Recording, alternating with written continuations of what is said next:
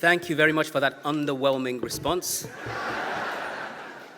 I just turned 49 the other day, but just to let you know that I'm up with it and I'm still, in tune with modern technology.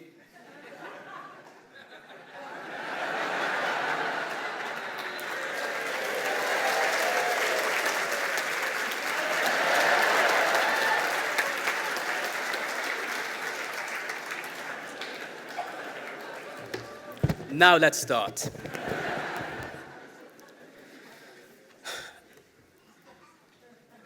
In all honesty, laughs aside, and it's wonderful that we can laugh and that we can cry simultaneously. That's the amazing thing about us as people.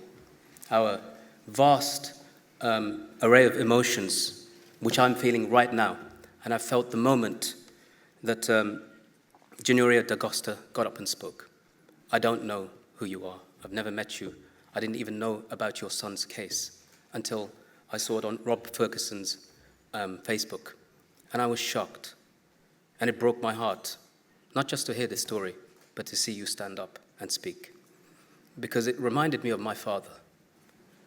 My father, who campaigned for me when I was in Guantanamo. And he stood in front of audiences like this, sometimes struggling to get the right words out, sometimes not knowing what to say or how to say it, except it was his heart that spoke. And the heart connects to the heart. And that's what happened just now. People stood up and clapped. We could have just all stayed quiet, and we would have felt the same thing. We would have felt that man's emotion and felt what he's going through. Which father should ever have to bury his child? Who? But not just at the hands of ordinary society, but at the hands of those who are supposed to protect society.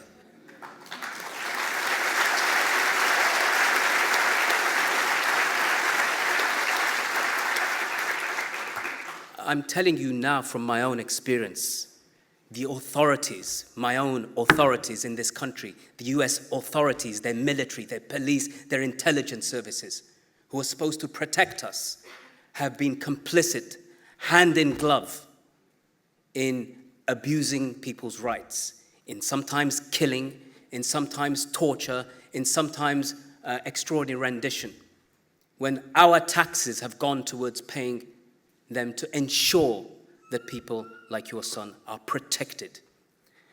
And so that is what I felt.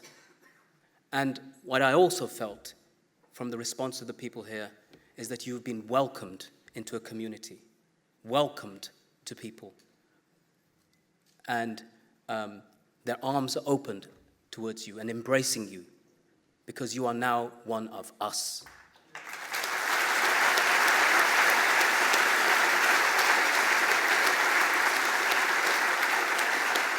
You always were one of us. You always were.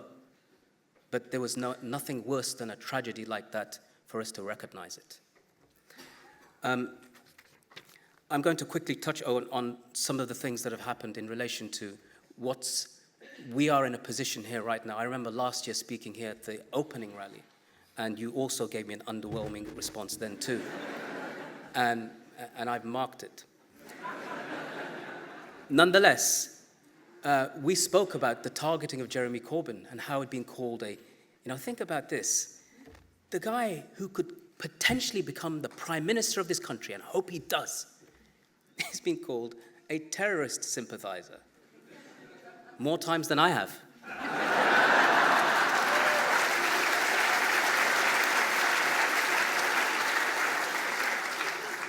He's been called a threat to national security by a woman who brings in the DUP.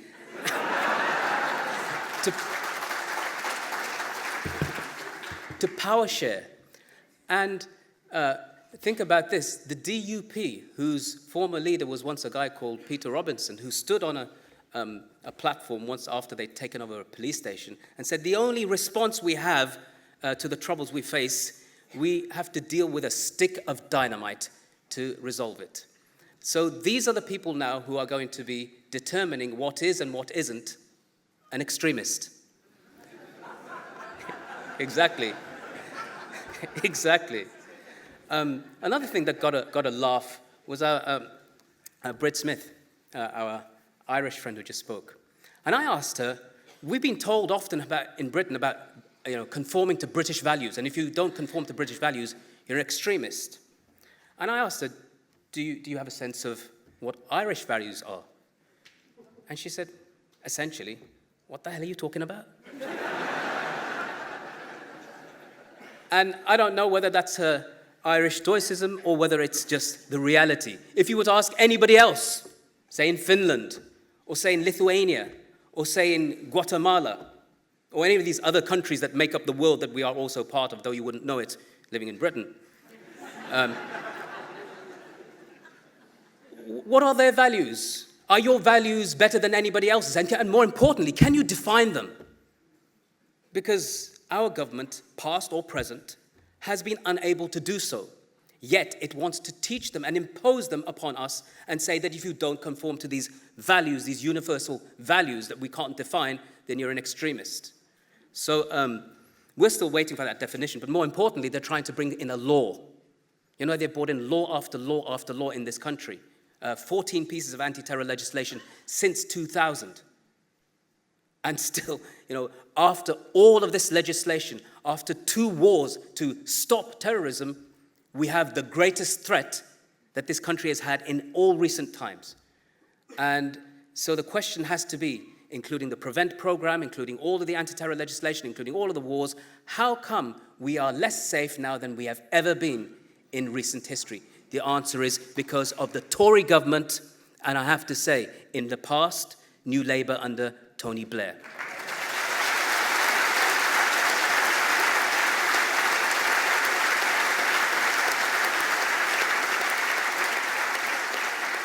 But what I see in front of me and repeatedly see, I stood on this platform here in 2010 with a man called Jerry Conlon, who'd been in prison for 16 years for a crime he didn't commit. And the same police who was supposed to protect society made up the evidence, concocted the evidence, held back exculpatory evidence that could have stopped him from rotting in prison, as well as the Maguire 7 and the Birmingham 6 and the Guildford 4 and all of them. And he stood here with me to recount his story. Many years, decades later, as if it had happened to him just the day before. And in between us was a woman called Gareth Pearce, our lawyer, and she connected these 2 conflicts that Britain has had to deal with, the Irish troubles and now the Muslim troubles. And she told me once before, in 1998, she said, Moazzam, it was the Irish first, but I can guarantee you, you are next. And she was right. But what I see here in front of me are people who recognize all of that, who've been part of the pushback, who, despite all of the mudslinging towards a man like Corbyn, still support him. Support him in spite of the fact of him being called a threat to national security and a terrorist apologist. You see, once you've got past the labels and recognized that historically speaking, the most respected man on the planet in recent times was a convicted terrorist called Nelson Mandela. And today, I just walked past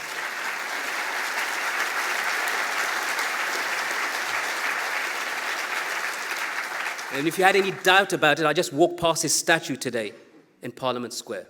So these labels, they mean nothing. While we're on the subject, radicalisation, we're made to believe now that we've got programs to stop radicalisation because radicalisation is bad. Who the hell ever said that? Who the hell ever agreed with radicalisation being bad? We can have negative and positive radicalisation. Were the suffragettes and what they fought for the right for the women to vote in their radical opposition to the government of the day, were they terrorists? Do we believe that what they did was wrong? Was Mandela wrong? Was Muhammad Ali wrong? Was Malcolm X wrong? Was Martin Luther King wrong? Is the list that we present here, all of these people were wrong, because if it was the status quo that remained, all of those people would have remained in prison or hanged or worse. So I'm all for radicalization when it's positive. I'm all for radicalization against racists. I'm all for radicalisation against those who would destroy our basic rights, as they've been attempting to do.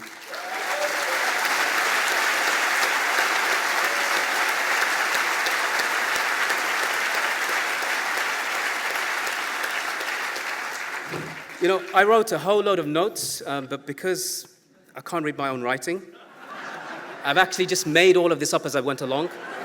And I'm probably just going to end there and simply just say that the final thing I would say, there's a lot of us who are struggling out there. Islamophobia is rife. Racism is rife. The attitudes against the poor, as you've seen in Grenfell Tower, are rife.